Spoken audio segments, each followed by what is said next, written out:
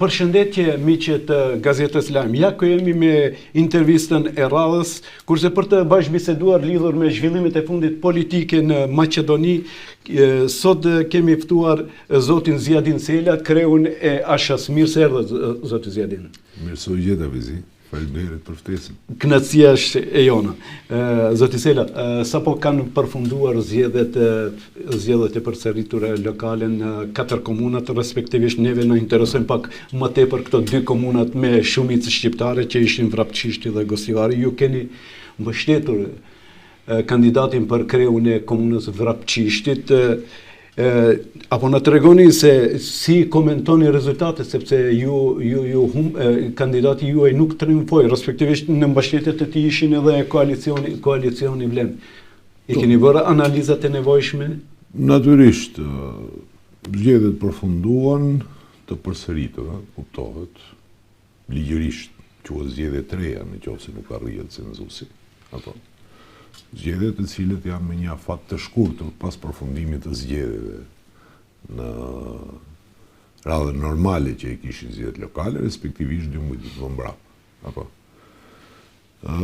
si e cilësum si rezultat, natyrisht që dhe mirë është që e hapët këtë temë, sepse shoh që ka goxha dezinformata mundohen në opiniona ndej këndej. Zulherat Demiri ka shpall kandidaturë të pavarur. Alianca për shqiptare që udhëhequn i ka dhënë përkrahje publike. Kemi qenë në një fushat me të në disa momente fushata, i kryesisht e ka udhëheq vetë si kandidaturë e pavarur. Natyrisht që ka pas përkrahjen edhe nga Vleni, por rezultati i Zulherat Demirit natyrisht që është për të respektuar. Për shkak se nga një rezultat 6.000 me 500, u arrit një rezultat 5.050-30 vota me diku 3.200 vota. Ashtu ishte, përëfërsisht. Natyrisht që, kur bëhet fjalë për një periudhë të shkurt kohore, dhe mos harroni një gjë që Zuli ka fituar pushtetin lokal në Vrapçisht, bashkë me Arben Taravari dhe bashkë me Ali Ahmeti. Gara ka qenë e tillë. Ai me këto është përballë. Dhe në qoftë se ke parasysh, domethënë, gjithë këto faktor politik konsoliduar atje, natyrisht që Alianca në krye me Zulin atje ka arrit një rezultat goxha signifikativ. Në qoftë se do ndaheshin këto aktor politik secili në taboret e vet, natyrisht që Zuli do të ishte i pari. Apo kjo është ai mesazhi sa i përket numrave, por natyrisht që është përkrahje që e ka marrë Zulherat Demiri, është punë që ai e ka bë, një fushat goxha të civilizuar, pa çka se ka mundur akoma më tepër të merret me oponentin politik, nuk është marrë, dhe gjithandej është vlerësuar fushatët të cilën e ka bë Zuli Demiri. Natyrisht, nga ana tjetër, ka bloku tjetër ishin parat, shantazhi e gjithçka, pa çka se bëshin viktimën, ndërsa me Zulin ishte pastërtia, dëshmëria dhe vota e cila beson jo në interes ngushtë personal, votën e llogarit si interes gjeneratësh, si ideal dhe platformë politike, ashtu siç janë antarët e Aleancës për shqiptarët. Zuli është kryetar dege i Aleancës për shqiptarët, flas deri në momentin që nuk kishim shpall kongresit, tani më kemi shpall kongres dhe pushojmë të funksionuar këta pozicion. Domethënë me këtë ju e keni humbur edhe kandidatin e vetëm nuk keni patur edhe kandidat tjetër vetëm për krye komunal dhe në këtë mënyrë keni ngel pa kryetar komune. Po. Ka domethënë kjo se duhet ketë. Alianca për shqiptarët është duke kaluar një periudhë të vështirë që nga themelimi i saj, apo. Dhe natyrisht që ne kemi qenë në një paktën këtë periudhë gati 2 vjeçare që po krijohet tani, në një situatë goxha të vështirë të mbijetesës politike, për shkak të tradhtisë të brendshme që bëri kryetari i partisë. Ish kryetari i partisë. Do thonë, Kumë s'ka ndodhë në politikë bërjen paktën këto 3 dekadë që e ca në politikë bërjen shqiptare, edhe në Shqipëri, edhe në Kosovë, edhe në Maqedoni, ndoshta, nuk kam informaciona ka ndodhë në të historinë e demokracive dhe të subjektive politike që kryetari partisë të largohet nga partia. Apo? Për e saper, ngushta personale dhe me sjellje që cilat ngjanin më tepër si sjellje dhe veprim në urdhra, se sa veprim që duhet të marrë një kryetar partie. Një kryetar partie, gjën kryesore që ka kur udhëheq detyrën, ka të respektojë statut, të drejtën që i garanton statuti çdo antari të partisë. Apo? Dhe partitë politike nuk ndahen, nuk në krah dhe nuk përçahen, dhe qofse respektohen rregullat që janë venduar në statut. Natyrisht që demokracia ka kundërshtim idesh dhe bindjesh, por në fund demokracia ka një rregull që gjithë këto kundërshti i bën bashkë në një veprim politik. Dhe ky është në fuqia e numrave, që në kuadër të një subjekti politik, në kuadër të aleancës, kjo fuqi e numrave matet në kuvend qendror, ndërmjet 2 kongreseve, dhe në kongres kur shpallet ose kur ka ndonjë kongres të jashtëzakonshëm. Të gjithë këto organe u patën bojkotuar dhe me këtë duhet të them që ne kemi qenë në një situatë të panatyrshme, jo vetvetja në këtë periudhë, dhe të tillë dhe të hysh në zgjedhje me njerëz të cilët deri dje i ke pas oponent politik, ti nuk mund të kesh sigurinë që gjërat do të rrjedhin ashtu siç duhet. Dhe kjo, më besoj që është lexuar nga votuesit, kjo është parë. Unë përsa kohë që jam me një koalicion, qëndroj fjalës që jap.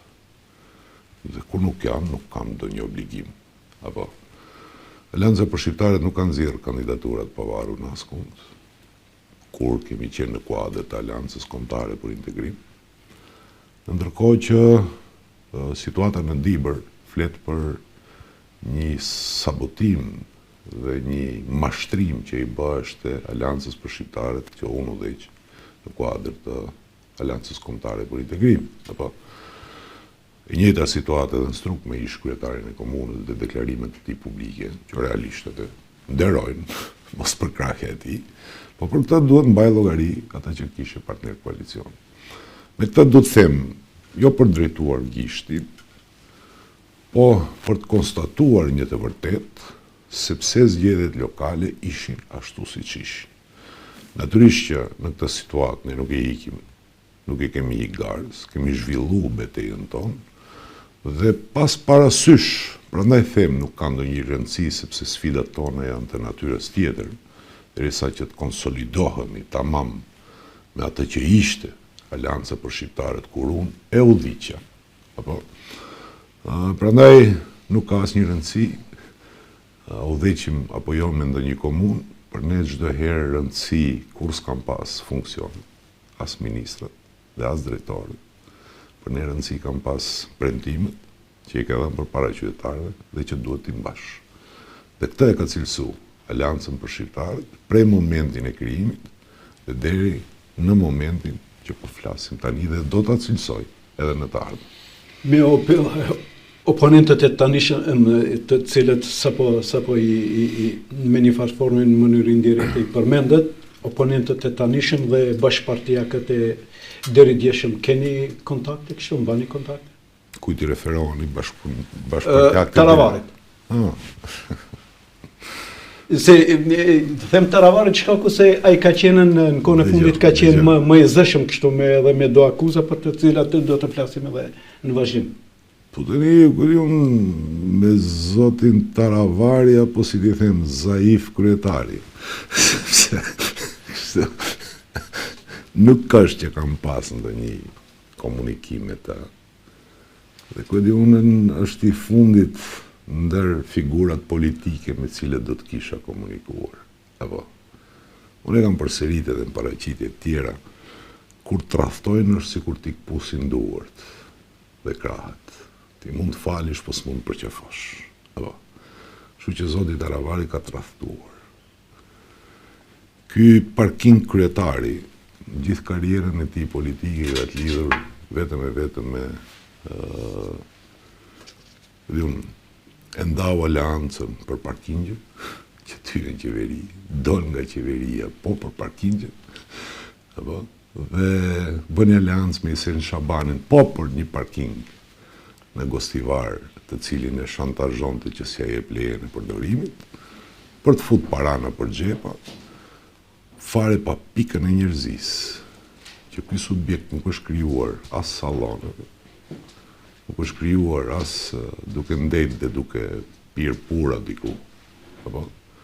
Po këtë subjekt e kam krijuar unë me aktivistë tjerë që se mbajnë emrin Arben Avar, por janë të tjerë që e kanë krijuar fshat në fshat, mal, fshatrat më të thella që se besojnë në një lider tjetër politik t'i këtë shkelur, me sakrificën e djers e me gjak. Dhe e dini kush është rezultati, fotografia më e mirë që mund të bëhet dallimi. Aleanca për shqiptarët që udhëhoqa unë ka pas rritjen më të madhe brenda një periudhe shumë të shkurt kohore. Kush në skenën politike shqiptare, Shqipëri e Maqedonia e Kosovë bashkë, ka rritë që vetëm brenda 4 vitesh të 4-fishoj rezultatin e saj, përveç Aleancës për shqiptarët. Në fjalë 400% rritje. Nga 3 deputet arrish në 12, prej 2016 në 2020. Po njësoj edhe me komuna dhe me këshilla komunësh. Dhe vetëm brenda 4 vitesh Aleanca për shqiptarët zuri vendin në mesin e 4 subjekteve kryesore në skenën politike që i parasheh edhe ligji për zgjedhje, apo Aleanca për shqiptarët që unë udhëhiqja kishte vendin e merituar brenda për brenda tryezave që thirrëshin të liderëve politik, ku është sot? Vetëm 2 vite ju deshën zotërisë fjalë, që Aleanca për shqiptarët mos e ketë një vend në thirrjen e takimin e liderëve. Edhe ju nuk ishit ftuar? Natyrisht, nuk kam qenë i ftuar. Nuk kam qenë i ftuar për të njëjtin shkak dhe arsye që s'janë ftuar dhe subjektet tjera politike. Por kuptohet që ne shumë shpejt do të arrijmë atje ku ishim dhe akoma më mirë. Edhe po, me që jemi fokusin e kemi të Arben Taravari, ka edhe një jo shumë të këndshme një deklaratë, si ishte ajo deklarata se menduhi dhe Sela me zitpresin prapadirëve të qeverisë për të bërë pjesë e qeverisë. Fizi e thot Kanti, dhe sa më kujtohet që njerëzit kur të akuzojnë me gënjeshtra, janë ose do të kishin bërë të njëjtën gjë. Po, kanë. Ose në variantin edhe më të keq, veç më e kanë bërë. Apo, as pak s'është e vërtet. Unë nuk kam prit dyerve të qeverisë ndonjëherë. Kam bërë shumica dhe nuk e kam pas as pak problem të dalë dhe të lishoj qeverinë në emën të parimeve dhe të principeve. Apo, dhe pak a shumë ky Zaif Ternauti mundohet të kopjoj hapat politik që unë i kam ndjek dhe duke u munduar tani që të rikthej këdi unë madhështin që lishoj qeverinë e tjere. Por hirë të së vërtetës, kryeministri i vendit e ka spjeguar me një debat në parlament pyetje deputetësh, sa më kujtohet në zotin Snopçe, dhe i ka thënë zotit Snopçe që kur kam pas takimin e fundit, Arben Taravari ka shkuar si i dërguar i Ali Ahmetit për ta futur Ali Ahmetin në qeveri. Apo. Dhe ky më kujtohet që ju përgjigje i tha, kur më tha që ta marrim edhe BDI në qeveri, Kristian Mickovski është përgjigj atë çfarë duhesh ti. Apo. Dhe ngeli tha, gjysmë minuti vetëm pa, dhe unë ja di që këto cilësi kur ngelet pa argumente Taravari, skuqet. Ngelet pa tekst, edhe nuk e prish muhabetin, vazhdon edhe ik. Me fjalë, njeriu që rrin prapa dyerve qeverisë, unë nuk mund flas në emër të tjerëve, po zgjatin Sela jo, pa çka se oferta por në qeveri ka qenë e hapur për mua, prej kur u kriju kjo qeveri.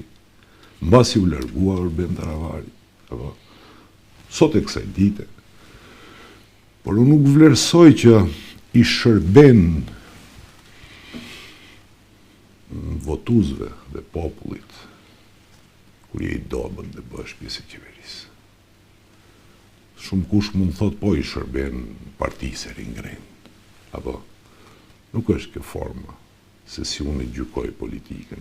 Kur je i dobët, kur je i fort hyn në qeveri, sepse nderon popullit, votuesit, me projekte dhe realizim premtimeve që i ke bë, po nderon edhe vetën. Apo, ndërsa kur je i dobët, turpron vetën, pikspari dhe poshtron dhe shkel popullin. Unë kjo e dyta nuk jam kurrë. Si duket e inkorrijuar nga këto rezultatet e fundit të zgjedhjeve të përsëritura të reja, e lëshoj edhe një deklarat zotit Taravari, mori guximin për të sfiduar parti tjera politike shqiptare për zgjedhjet e parakohshme parlamentare. E ka atë fuqi?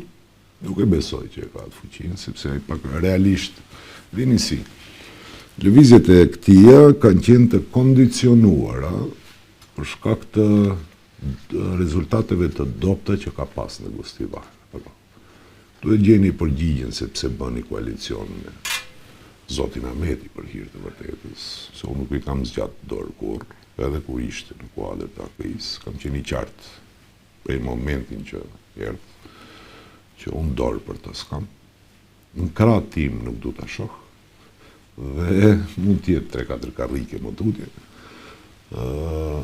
Këto mund t'jenë vetëm format, në qoftë se vetëm e ka nda mendjen Zoti Ahmeti që ta marrë, që realisht nuk duhet. Dhe këtu është edhe shkaku i një rezultati. Sepse të dobët të AKI-s, sepse Zoti Taravari erdhi vetëm për të marrë për AKI-s, dhe jo për të dhënë AKI. Apo, dhe këto lloj qëndrimesh dhe analizash unë i kam thënë për hir të vërtetës në kuadër të frontit evropian. Apo, dhe po dalin gjithë gjërat të cilët i kam thënë. Të një shoh që është trimëruar që asgjë si lidh me këtë ose me ata, e ardhmja do të tregojë edhe momente të tjera. Apo. Kështu që në qoftë se ky do ishte i fort politikisht për të kërkuar zgjedhje, atëherë lind pyetja pse humbi në Gostivar kur ishte vetë kandidat për president për Gostivar. Ka humbur edhe në vendvotimin e tij. Apo. Vleni humbi zgjedhjet në Gostivar edhe zgjedhjet parlamentare. Megjithëse pushtetin atje kishte Zoti Taravari. Apo. Kështu që është thjesht trimërim i atyre që s'kam burrni për vete dhe mundohen shfrytëzojnë burrninë e tjera për tregu fuqi. I tillë është karakteri i tij, po e mbyllim këtë temë se nuk ja vlen të merremi me pa marrë të drejtën që ti kufizoj. Ishin disa deklarata që janë sërrollatur kështu edhe në për media tjera dhe e vlerësova si të nevojshme ti komentojmë. Do bëheni pjesë e qeverisë dhe eventualisht nëse se vendosni, cili do të jetë ai kusht për të bërë pjesë e qeverisë? Unë jam deklaruar, dëgjoj. Unë jam i fokusuar dhe ne si Aleancë për Shqiptarët jemi të fokusuar në drejtim të mbajtjes së Kongresit, të cilin sipas gjithë gjasave do të jetë diku fundi i prillit për të mbajtur Kongresi. Apo. Në insistimin keni caktuar kështu datë apo jo? Datën definitive kemi lënë që Komisioni Qendror për organizimin me Kongresin. Orientimisht prilli do të jetë. Prilli, fillimi ose fundi i prillit, unë veç udhëheq me partinë tani më, ndërsa Komisioni Qendror udhëheq me procesin e organizimit të Kongresit. Jemi në fazë të krijimit të komisioneve në përdeg, themelimit të nëndegve, diku nga fundi i shkurtit do duket qartë azi, edhe data se kur do të mbahet Kongresi, po sipas gjithë gjasave të jetë fillim prilli ose fundi i prillit, apo pa kaluar, sepse kemi edhe vit Kongresi, realisht, paka shumë në atë periudhë është mbajt Kongresi i fundit i rregullt i Aleancës 2022, ka qenë mars 2022. Kështu që kjo do të jetë e periudha kur do të mbahet Kongresi. Ju thoni se jeni në... Dhe tash, unë shpesh jam përgjigjur radhasi në drejtim të kësaj çështje. E dini si, qëndrimi im është mirë i njohur. Unë nuk hy në qeveri për duke kalkuluar poste ministrësh. Apo. Dhe jo vetëm kur debatohet për pjesëmarrjes jo në qeveri, por kur debatohen edhe ligje ku duhet përkrahja e opozitës. Apo. Këtë qëndrim kam pas kur Fronti Europian përkrahu ligjin për qeveri për të zgjeru ministrit, atëherë në kuadër të frontit kam qenë i vetmi lider që kam thënë jo. Në qoftë se qeverisi duhen 80 numra, atëherë edhe nena duhen 80. Unë do të kisha votuar atë ligj, në qoftë se parimi do të jetë 80 për gjithçka. Për çka? 80 për ndryshimet kushtetuese që kanë bëjnë me debllokimin e rrugës drejt Bashkimit Evropian. Bullgarët në preambull. Apo 80 për heqjen e 20%-shit dhe zëvendësimin e saj me gjuhë shqipe në kushtetutën e vendit. Apo aso kohë nuk ishte aktuale, po tani 80 duhet edhe për ta futur badenterin në gjykatë kushtetuese. Janë idetë e mia të cilat i kam plasuar.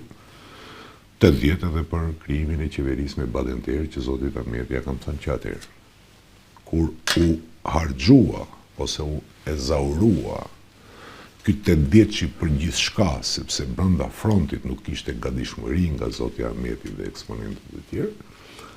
Dhe në momentin e fundit kur ja kam bërë qartë zotit Ahmeti që unë dhe deputetët e mi nuk e votojmë atë ligj, apo se do të dukemi se jemi në hall dhe na kap diku Kristian Mickovski, për shkak se realisht kur u votu ky ligj, mbasi fronti hyni në negociata me VMRO se ti merr vota që të negociosh dhe verdiktin e qytetarëve ta shndrosh edhe në ekzekutiv dhe ta implementosh programin politik. Apo u kriu një komision nga ana e frontit dhe ka pas një negociat me VMRO. Tjetër gjë që vleni e ka shtrembuar pastaj për nevojat politikës dietare, keni heq dorë pi parlamentit, pi kryetarit parlamentit, që s'është e vërtetë, as pak. Paktën nga ajo që më është raportuar, se unë nuk i kam udhëheq ato bisedime, ka qenë zoti Thaçi, po brenda kam pas përfaqësuesin tim në atë komision dhe përfaqësuesi BDI-s që ka qenë.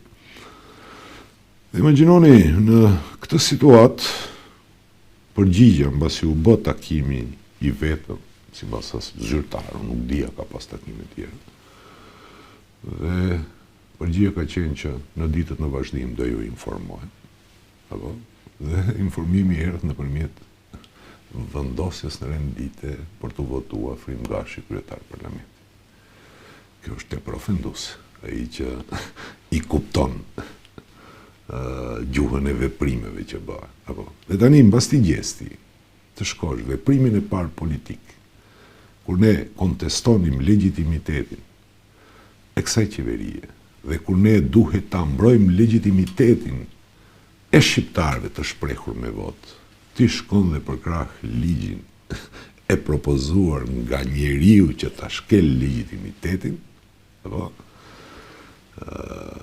kjo është e turpshme dhe perceptimi në sy të opinionit mund t'i jepen lloj-lloj qasjesh me drejt. Apo, sepse veprimet japin të drejtën që gjykosh dhe para gjykosh sjelljet që janë bërë. Dhe në momentin e fundit, mbasi nisi ky raundi tjetër i 80 deputetëve që duheshin për të bërë zgjerimi i ministrive siç u bë, dhe marrëveshja gjëja kishte qenë një komision për ndjekjen e përfaqësimit drejt dhe adekuat, që e udhëhiqet duket nga zoti Talat Xhaferi, apo po që s'është asgjë. Unë jam përgjigjur, kam thënë jo. Unë nuk e votoj me këtë, sepse komisioni për përfaqësimin e drejtë dhe adekuatës është asgjë tjetër vetëm se dublim i detyrave që ka avokati i popullit. Apo. Dhe në këtë drejtim, në fund bisedës i kam thënë zoti Ahmetit, "Okej, thash, po e votoj. A ka mundësi të paktën vetëm një nen, të po i një ligj të fusin që qeveria në të ardhmen do votohet me shumicë patente." Një. Dhe më thonë nga, nuk them që atë shlet duhet rregullu sovraniteti i votës shqiptare, po kur je në këto situata që e kam ndan mendin do t'i japim votat, thash, po, le të bëhet kjo, dhe s'ka asnjë problem, do rrimë dhe do e votojmë. Nuk pranojnë ata. Në politik, me nuk pranojnë ata, nuk arrin asgjë. Varet se sa e gatshëm të shtysh ti procese përpara, dhe unë këta kam bajt gjatë saj periudhe. Nuk kam heq dorë, në qoftë se s'pranojnë ata, nuk i ke as votat e mia. Fund. Apo jo. Dhe tani këto nxirren si, mbajnë kongrese për tu rregulluar si problematika, në ndërkohë që momenti i ndjeshëm për të rregulluar minimalisht në këtë formë që mos shkilet legitimiteti, ishte kur ati duheshin 80 votë. Me këtë do të them që po, ne jemi të hapur për të biseduar edhe me qeverinë, po fillimisht jam i interesuar që të bisedoj për temat reale. Dhe temat reale janë, kuptohet, çështja e legitimitetit të votës shqiptare, sepse unë votën nuk e marrë gjë të thjeshtë, që t'je jep dikujt vetëm për pushtet. Vota është fat. Unë shpesh e them, interes gjeneratësh. Është amanet të parësh, për atë që je, dhe është po ashtu dorëzim stafete për gjeneratët që vinë, për fëmijët, për niprin dhe stërniprit. Apo vetëm duke kuptuar në këtë formë votën, politika ka kuptim. Dhe në të drejtim, unë them po, shumë e rëndësishme që të diskutohet çështja e votës. A do ta shprehim ne votimin vetëm si tip tifozerie, apo vota janë do të ketë peshë dhe do të jetë realizim programi dhe premtimi. Se kështu si është shndruar fatkeqësisht, e them me keqardhje, subjektet politike shqiptare në këto 20 e ca vite, po prej pavarësisë, me periudha kohore të vogla dhe shkurtra, kur ti voton dhe s'mbahet asnjë premtim dhe përsëri del zgjedhje dhe prapë fiton, në bie që programet politike qenë kanë veç kush pas ka imagjinatën më të shfrenuar për të premtuar e për ta bë për vete popullin, sepse pas zgjedhjeve nuk ka asnjë vlerë. Apo? Kështu që njerëzit, ato që duhet ta rregullojnë, që politika mos jetë e tillë, janë votuesit me votë. Duhet ta marrin atë letër me premtime, dhe kur shkosh ti kërkosh votën, të kërkohet llogari. Çfarë ke mbajt nga këto premtime? Në qoftë se i ke mbajt, do ta japë prapë votën. E në qoftë se jo, do duhet të dënoj me votë. Këtu fatkeqësisht ndodhe kundërta. Ja por marr për shembull, në 2022, kur unë kam dhënë dorëheqje për zgjedhjet lokale në Tetov, vetëm për këshill që ishin. I vetmi subjekt politik që shkonte me premtim të realizuar tek tetovarët, pas zgjedhjeve 2020-s dhe 2021-shit, ishim ne. Ligjin për mbështetësi. Nga opozita, unë e kam bërë. Atë që e premtova për para popullit. Po, më kujto.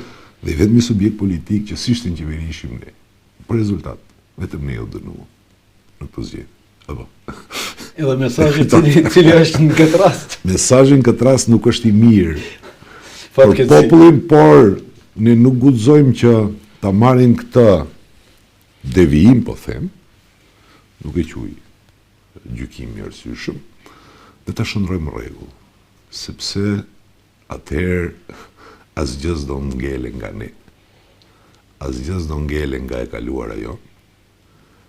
Asnjë virtyt që kishin parët tanë dhe që ne duhet t'i çojmë përpara, virtytet që ato na kanë lënë amanet, nuk do të shkoj përpara, po përkundrazi do të turpërojmë në këtë formë që zgjedhjet dhe politika është vetëm interes personal, në këtë formë vetëm se do shkelim dhe do të turpërojmë varret e parëve tanë. Asgjë tjetër. Zoti Sela, kushtet tjera i kam thënë, ndryshimet kushtetuese më duket i përmenda. Këto janë temat për cilet jam i gatshëm që të bisedoj me gjithë secilin, edhe kundërshtarët më të mëdhenj politik. Me një pjesë të përgjigjes tuaj parimisht parimisht kështu pajtojmë 100%, megjithse moderatori apo udhëheqësi i emisionit nuk bën ta manifestoj në mënyrë publike një gjë të tillë. Tani edhe ju bëni pjesë të ato politikanët, them kushtimisht me një periudhë gjatë në politikën e këtushme. Pse rreth këtyre çështjeve të cilat i përmend, pse nuk ulen faktorë politikë shqiptar, sidomos ato kur ka kështu takime të këtij formati të rëndësishëm jashtëzakonisht te kryeministri, pse nuk ulen të harmonizojnë qëndrimet të paktën për ato probleme që tangojnë interesin kombëtar shqiptar. Tani kjo politikë kështu vazhdon nga fatkeqësisht nga 91 këndej, njëjtën ja thash edhe zotit Menduthaçi, njëjtën pyetje. Pse nuk ka një dakordsim mes subjekteve politike shqiptare që a priori para se të mbahet takimi tulen dhe të harmonizojnë qëndrimet? Unë jam dakord Fajzi me këtë konstatim, dhe jo rasisht, në qoftë se unë një ndër gjërat e para që kam thënë kur kam dalë skenën politike dhe kam udhëheq proces politik, gjëja e parë që kam propozuar është tryeza e përbashkët e partive politike parlamentare shqiptare. Apo. Ky është një mekanizëm i ndërmjetës do ta quaja unë, për cilat vlerësoj që në teori politike disi është, ka një rregull. Idealet janë çështje e madhe. Dhe ne fokusohemi vetëm te finalja e idealeve që duhet i realizojmë. Po idealet bëhen paralizueshme në qoftë se u mungojnë mekanizmat e ndërmjetëm, që s'duhet dukën realisht. Apo. Dhe një ndër mekanizmat e ndërmjetëm që do t'japin kuptim dhe fuqi politikës të një populli që minimumi është 1/3 në një shtet, apo ja po e përgjithsojmë, apo janë këto mekanizëm e ndërmjetës që edhe kundërshtarët politik në interesa në vija të trasha në 2, 3, 5 çështje i bën bashk, apo. Kështu që keni me drejt konstatim. Fatkeqësisht dhe nuk është në një risi që po e them. Unë deklaratën e parë që e kam dhënë mbas zhvillimeve të 27 prillit 2017 që kam dalë para mediumeve, unë e kam përmend tryezë. Një ndër shkaqet që unë u sulmova dhe u vrava ishte edhe ky mekanizëm politik që i do. Apo. Dhe mendoj që ky mekanizëm politik fatkeqësisht pastaj u shfrytëzua nga aktorët politik, BDI-ja së kohës, dhe nisi që të zvenitet, të shkatërrohet, dhe sot ne mundohemi të gjejmë forma. Nuk ka pse gjejmë forma, nuk ka pse ne të tregojmë se kush duhet marrë pjesë aty. Brenda këtyre aktorëve politik mund të ketë plot, që unë nuk do të kisha dashur të ulem me një tryezë, por ai që ka deputet është vendimi i popullit se këtë sjell në tryezë, apo. Dhe ti këtë duhet ta respektosh. Dhe mendoj që përsëri ka ardhur koha që ky mekanizëm politik të funksionojë brenda organizimeve politike shqiptare, ti debatojmë temat të cilat janë të hapura, jo njëri thumbi tjetri patkues, por të kemi qëndrimet e përbashkëta edhe në lidhje me njësi zgjedhore, që po trajtohet si temë, edhe në lidhje me ligjin për përfaqësim të drejtë dhe adekuat, që asesis duhet të jetë ky ligj, të cilin e aplaudon Karakamishe, apo pse ndryshe do të aplaudon të njeriu që ka bërë iniciativën për të arzuar ligjin për përdorimin e gjuhës. Apo. Dhe shumë tema tjera që duhet, por edhe përpara takimit të liderëve, unë nuk them që kjo duhet të jetë publike dhe me kamera e çuba sa u bëhet. Me rëndësi është me funksionu ky mekanizëm i ndërmjetës, që quhet tryezë përbashkët e partive politike. Është mekanizmi, duhet jetësohet dhe unë do ta kisha bërë në momentin që do të rimare fuqinë dhe peshën deklarimi im publik. Dhe nuk e kam të hequr si opcion nga programi dhe platforma politike Aleancës për Shqiptarët, sado që dikujt mund t'i duket demode. Apo. sepse s'ka demode për këto gjëra. Për këto gjë. Sepse e desha të ndërlidhe me atë periudhën e viteve 90-ta, atëherë kur kishte një trup koordinativ, ju e dini edhe vetë, në Prishtinë atje në krye me Ibrahim Rrugovën, dhe kishte me gjitha subjektet politike shqiptare, duke filluar nga Malizi, Lugin e Preshevës, Maqedonisë, një herë në vit, apo se nuk më kujtohet tani sakt, takoheshin. Tash dua pyetjen që duhet ta bëhesh kjo, se a ka disponim, flas në përgjithësi leadershipi politik shqiptar këtu, a ka disponim dhe kapacitete për ta bërë një takim të tillë, te harmonizimi i qendrimit për ato kërkesa që i përmenda, që kanë karakter vital kombëtar? Te unë ka disponim, të tjerët thirrni një nga një fezi dhe pyeti. Me kënaqësi më të madhe. Zoti Sela, si vlerëson këto thirrje të Ali Ahmetit për bashkimin e subjekteve politike shqiptare që janë pak a shumë të ngjashme me Kukshu? Të BDJ, pikërisht si duket ajo ka qenë në ajo paradhomat e uvertira për bashkimin. Jo, dëgjoj. E vërteta është që historia e kaluara politike shumë vendeve, jo vetëm tuke ne, por në qoftë se ndiqet edhe politikbërja në një të kaluar jo të largët, apo shpesh është dash kundërshtarët më të mëdhej të politik të bëjnë kompromise për të parandaluar që të vijë një keqe më e madhe, apo. Dhe kjo njihet në teori politike në disa raste, mund përmendim edhe raste nga Shtetet e Bashkuara të Amerikës dhe plot raste të tjera, edhe ajo që bisedohi në kohën për zhvillimet brenda republikanëve, kur ishte gara ndërmjet Trump dhe Hillary Clinton e tjerë. Por një ndër rastet më të freskëta, po them, është zgjedhjet presidenciale në Francë, kur Le Pen del në raund të dytë me Macron, apo ndërsa i treti në radhë ishte konservator po ashtu, ideologjikisht më e afërt me Le Pen, duket emri quaj Fijo, diçka e tillë, apo. Dhe ky përkrahu në raund 2, përkrahu Macron, për shkak të qëndrimeve të forta që kishin bëjnë të Le Penit edhe me ardhmërinë e BE-s. Do thënë, një historia edhe koalicionime me subjekte tjera politike që janë kundërshtare, siç është rasti edhe i aleancës për shqiptarët, koalicionimi që ndodhi me BDI-n, për shumë shkaqe. E para, për shkak të tradhtisë që bëni kryetari dhe na lanë mes rrugës, për shkak se na la pa mundësi për të garuar, për shkak se ai kishte vetëm vulat, apo me vete, mori vulat dhe iku syrgjinos, dhe ishim para vetëm një zgjidhje, mos marrim pjesë as pak në zgjedhje, që në farforme do të ishte humbje e betejës dhe këtë një dorëzim si burrec për para një hiqi,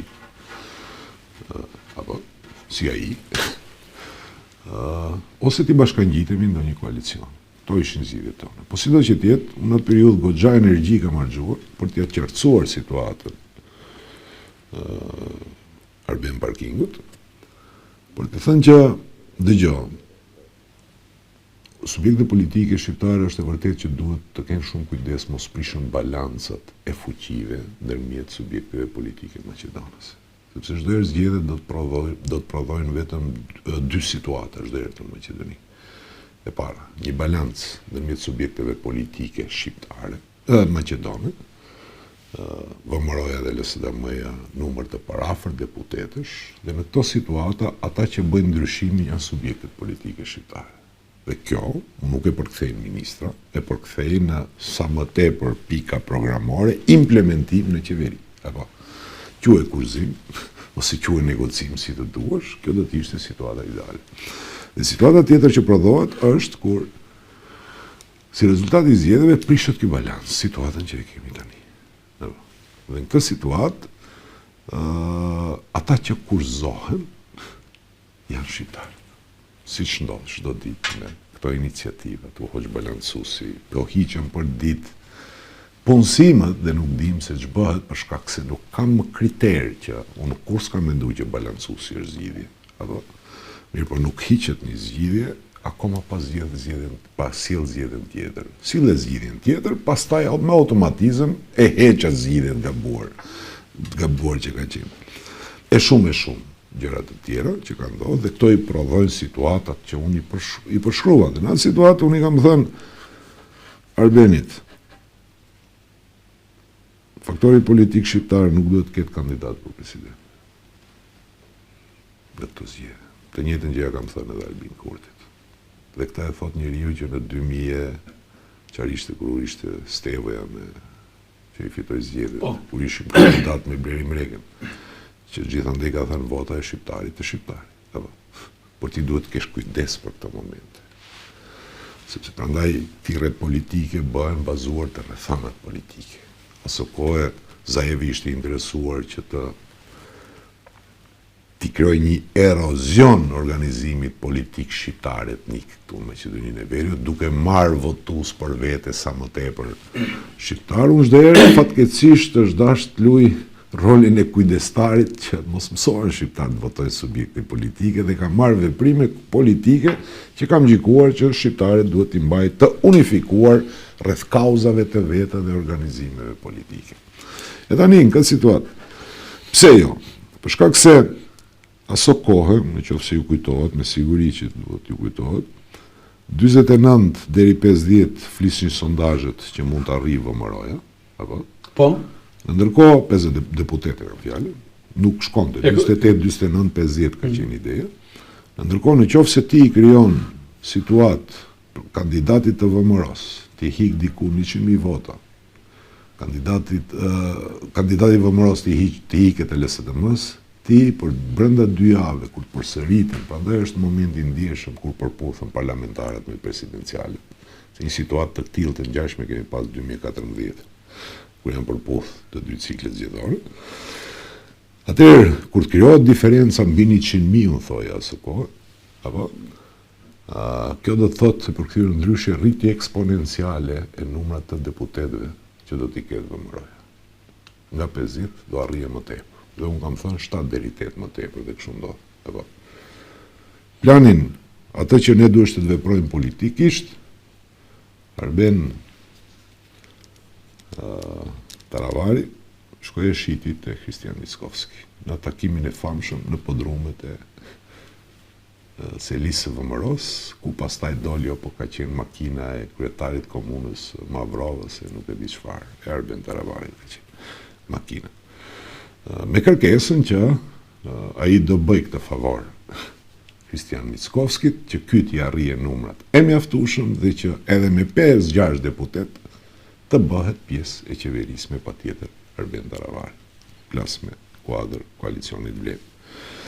Prandaj them që këto janë ato gjëra të cilët kanë ndodhur në atë kohë dhe neve patjetër se duhet kemi kujdes që të ruajmë këto balance. E tani i dëgjoj deklaratat, sepse është dhe gënjen.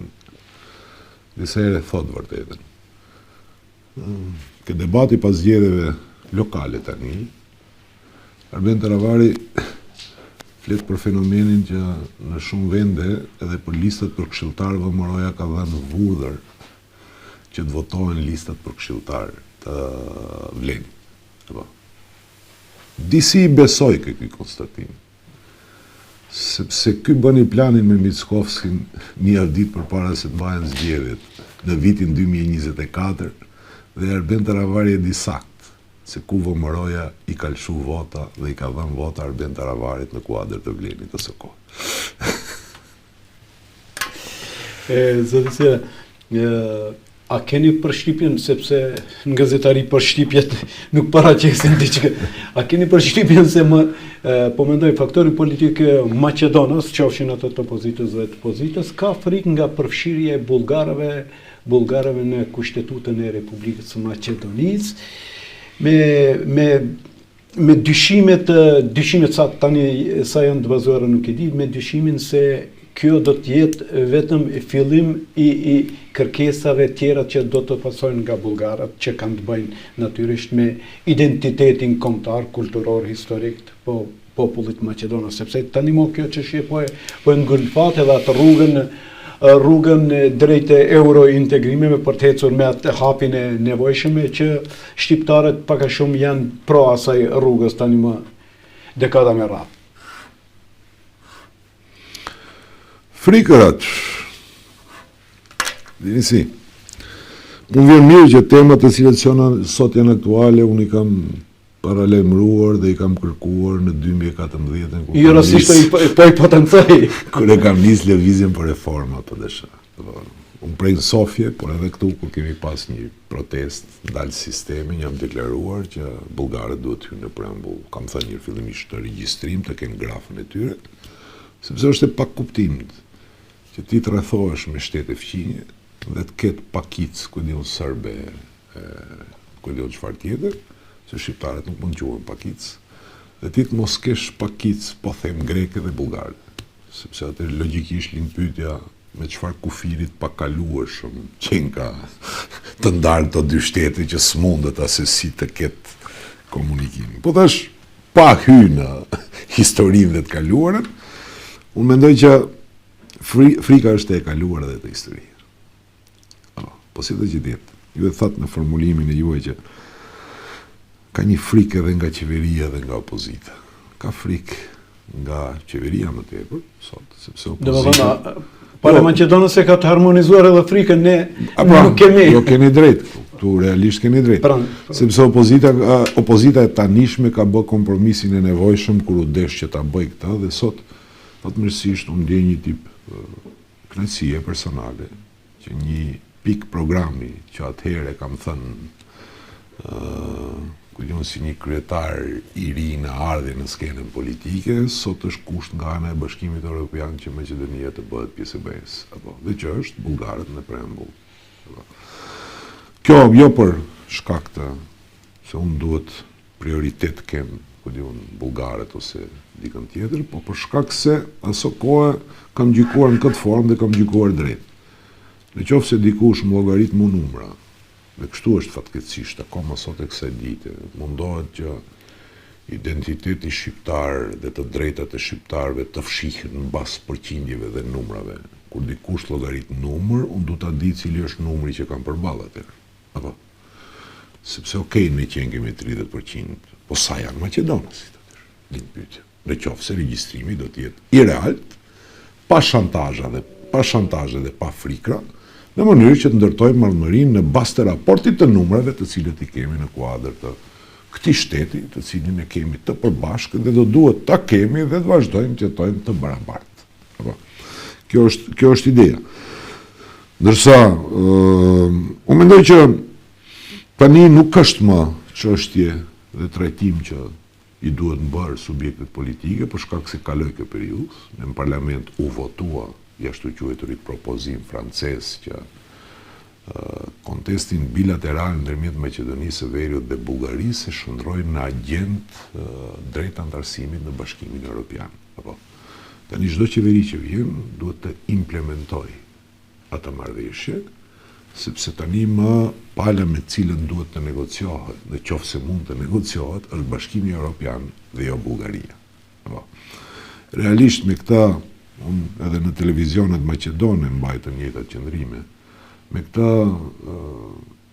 nuk është pajtuar edhe vetë Radevi, si presidenti i Bullgarisë dhe shumë nga elita politike bullgare, për shkak se ato janë vetëdijshëm për një gjë që zakonisht kur identitetet janë të përzijera ose kur tjetri të llogarit njësoj si veten, ti ke një gjë në dorë, se nuk ke në dorë çfarë bën tjetri. Në qoftë se maqedonasit duan njëre për gjithmonë që të ndajnë identitetin e tyre me këto që mundohen t'i glabrojnë në kuadër të identiteteve të veta, gjëja e parë që duhet të niset, që është pika e ndarjes, është ta pranojsh të kundërtën. Atë që ti sie. Këta e bën duke i thënë bullgarëve, urdhnoni, ju do jeni pjesë e preambullës dhe regjistrimeve të popullatës dhe me këtë veçmënis fillimi i ndarjes identitare ndërmjet atyre që të llogarisin si vetëm dhe ti që thuaj që si jemi njësoj. Okej, sa është e drejtë, është çështje që duhet ta vendosin ata, sepse në teori politike popujt kur nuk dihen kur lindin, por dihet sakt kur pushojnë se ekzistuari. Apo, kanë drejt, kanë lind popuj, ndërshekuj, mi vjeqar, po lindin akoma, krijohen identitete, dhe këta janë procese normale të cilët ndodhin. Kështu që, unë besoj që frikat këtu janë, por kjo një zgjidhje e do. Elita politike qarta zi është se pse nuk ka pranuar, po ka qenë marrëveshje imponuar nga ana e Francës dhe Bashkimit Evropian, dhe një më lind pyetja logjike pse se pranon VMRO-ja një gjë tillë. Këtë desha ta parashësh. Ka një disponim të tillë te VMRO-ja? Sepse më ngjan qëndrimi i VMRO-s dhe i Radevit dhe elitës politike bullgare i ngjajshëm sa i përket kësaj teme. Apo pjesa tjetër që a do kemi, as do kemi, pengesa tjera, këto janë ambalazhimi se si ja bën produktit në mënyrë që mos e pranosh. Janë vetëm pretekste në mënyrë që tani ja ka disponim. Unë nuk kam pas ndonjë takim me zotin Miskovski, por t'i hap të temë. Jam i gatshëm që t'i hap të tema dhe të bisedoj me këtë qoftë. Apo në nivel edhe intelektual, por edhe politikanësh, sepse në fundit kjo çështje është e rëndësishme për ne po aq edhe për sa është edhe për Maqedonën. Për shkak se të shtetet multietnike siç është Maqedonia, gjërat janë të lidhura me njëra tjetrën. Ti nuk mund mos e nxjerrësh nga goja karakterin unitar të shtetit e nga ana tjetër çdo veprim ta kesh duke e godit këtë karakter. Sepse karakteri unitar i shtetit veç asaj idesë që dihet një territor pa ndarje në mes, një kushtetutë dhe qytetarët barabartë përpara kësaj kushtetute, ka dhe elemente tjera. Këto qytetarët barabartë përpara kësaj kushtetute nuk kupton që Shqipën të minimumit dhe ta kesh zyrtare prej Strumice dhe çdo komunë dhe gjithë territorin e shtetit. Me që karakteri unitar këtë? Me që don të rush karakterin unitar të shtetit.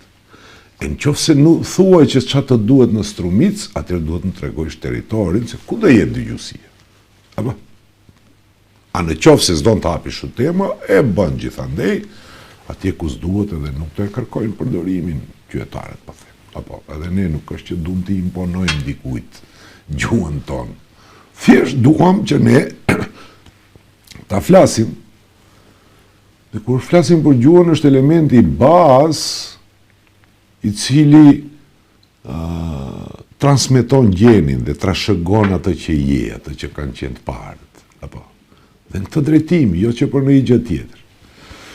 Dhe realisht, ky debat që po zhvillohet në drejtim të kësaj, të gjuhës, kuptohet që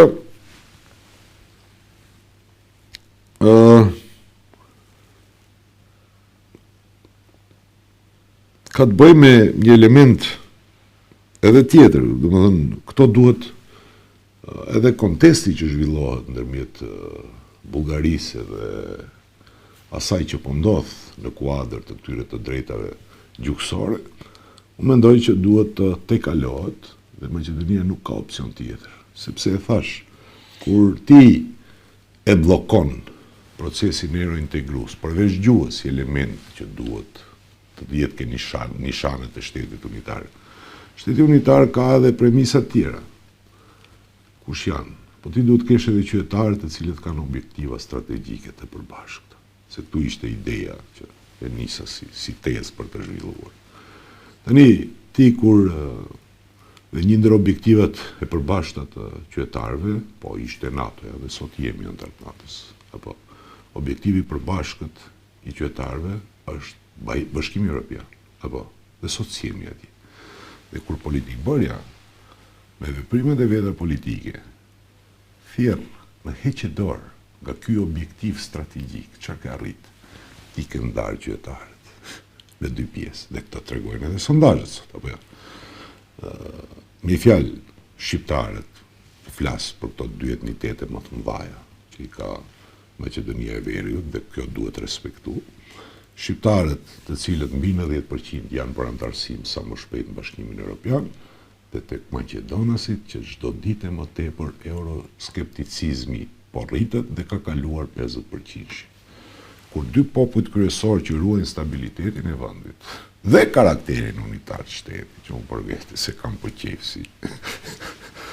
si koncept. Prandaj ju pyeta. Se Aliu Ahmeti shpesh e merr si lëvdall. Po tani ai, është çështje që duhet deklarohet ai vetë, nuk mendoj që ne duhet të jemi standardi. Atë çfarë duan dëgjojnë tjerët, ne duhet të jemi e vërteta, ashtu siç duhet të jenë punët. Dhe këtë bindje kam unë.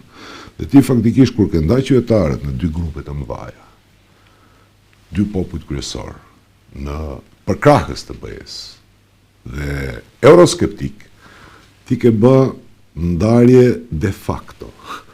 Pa çka se de jure mund ta kesh, mund mos kesh ndarje. Kështu që karakteri unitar i shtetit do edhe qytetarë që kanë objektiva të përbashkëta strategjike, sepse opsion për shqiptarët, unë bazohem nga premisat e mia, opsion për shqiptarët nuk mund të jetë asnjë opsion tjetër jashtë orientimit perëndimor që duhet ta kenë shqiptarët, se ky është amanet në fundit edhe i rilindësve tanë.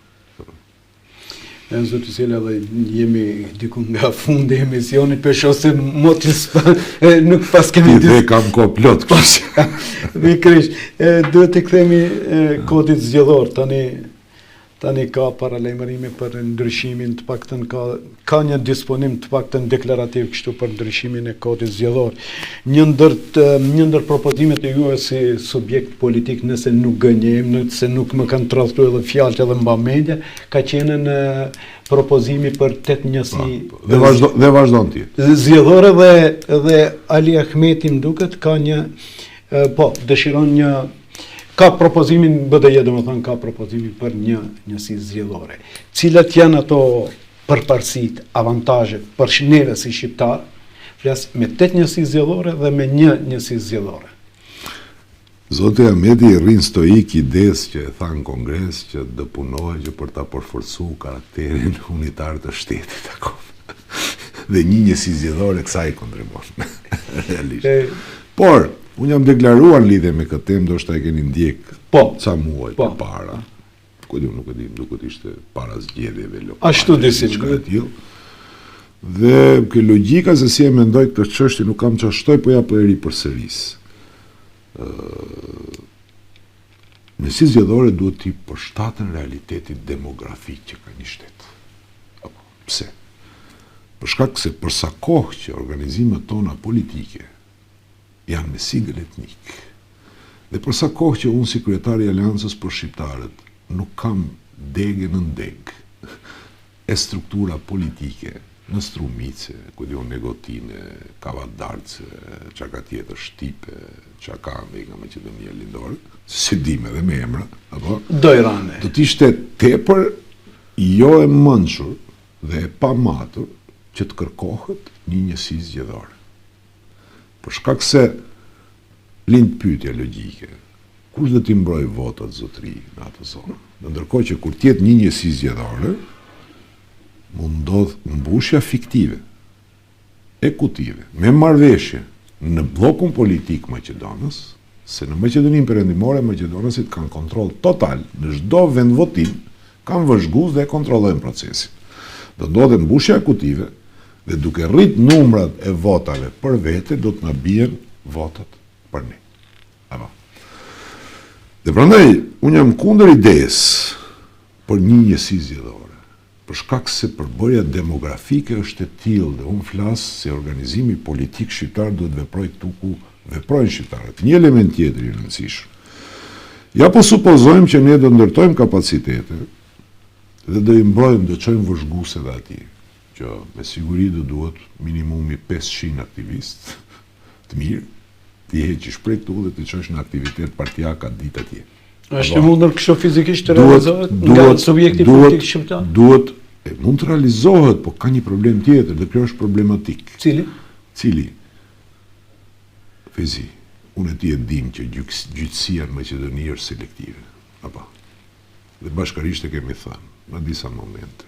Herë si jemi pajtu, jemi sha, po një gjë ku ka pas protesta për të mbrojtur kundër gjyqësive selektive kemi protestuar edhe bashkë. Po. Ne bashkarisht konstatojmë që ndryshë është qasja e uniformës policore kur bëhet fjalë për një shqiptar dhe ndryshë është qasja e uniformës kur bëhet realitet i hidhur, e vërtet e hidhur është. Pikërisht këtu du dalë tani. E pse nga ky realitet i hidhur duhet ta nxjerrim nga konteksti edhe këtë faktin që duhet çosh një aktivist që t'i mborë votat në Strumic ose shqiptar. Ky aktivist do t'i mbylloje, dikush do heshte dhe do legjitimohe vjedhjen, apo? Pikërisht. Po dikush do trimrohet dhe do e mbrohe votën. Dhe do të përfundoj atje. Dhe ku do përfundoj? Kush do përfundoj? Pikërisht. Apo, kështu që ti krijon probleme.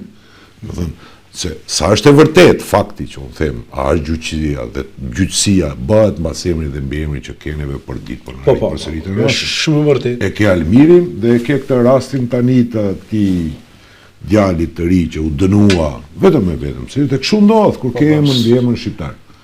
Ne patjetër duhet t'i konstatojmë gjërat në mënyrë që t'i luftojmë. Por unë kur i bëj këto analiza, nuk udhëhiqem nga premisa personale se ku do jem unë. Unë udhëhiqem nga premisat se ku do jetë populli në të ardhmen. Ndërkohë që propozimi ynë për 8 njësi zgjedhore është i analizuar e para punës për nevojat e ndarjes e regioneve për zhvillim barabart ekonomik, apo është shkencore ajo ndarje. E nëse Maqedonia të gjitha gati i ka të ndara me 8 sektor policie, 8 gjykata apeli, 8 drejtori të hyrave publike, etj. Atëherë kjo duhet i përshtatet edhe njësitë zgjedhore, por e para punës anashkalohet ndarja e një komune në 2 njësi zgjedhore.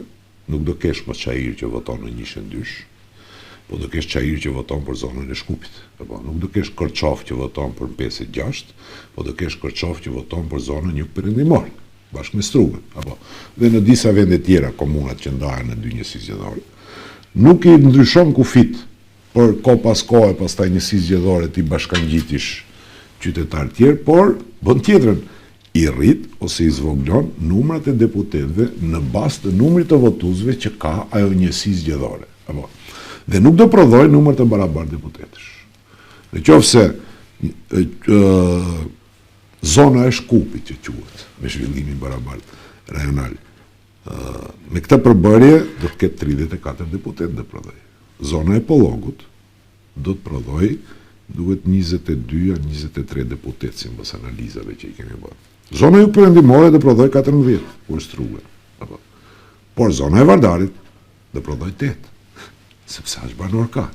Në i farforme, do thënë ruhet edhe kjo plus këtyre njësive, u përshtat se cilës nga një gjykat apeli e drejtori për të hyra publike e një sektore policie, u mendoj që në këtë drejtim duhet zhvillu gjërat. Aq më tepër që çdo njësi vetvetiu ka edhe specifikat e veta ekonomike. Deputetët që do vinë nga zona Jug Perëndimore do flasin për turizëm, kryesisht. Apo jo? Struga, Ori, turizmin e kanë veprimtarinë kryesore ekonomike. Dhe do zhvillojnë politika dhe do kërkojnë buxhet për turizmin për të zhvilluar. Zona e Pollogut ose e Kumanovës çfarë quhet veri ora, veri perëndimore, ashtu ai konsiderohet Kumanov, po. Apo do të merret me kryesisht me bujqësi, me gjëra të tilla, që është edhe në bazën e reanalizimit që kanë edhe vendet e Bashkimit Evropian. Këto idet të pamenduara mirë për një njësi zgjedhore, natyrisht çdo propozim ka anën e vet pozitive dhe negative. Apo por nuk mund dilet vetëm brenda natës të propozohet një njësi zgjedhore me prag 5% dhe se pragu 5% është 90.000 votë. Apo. Tamam. Njësi zgjedhore nuk bëhen për nevoja personale. Po diun për dalë që të eliminosh gjithë aktorët tjerë politikë që të arrish bësh pjesë e qeverisë. Dakord, po për çka? Do ndryshojnë një gjë.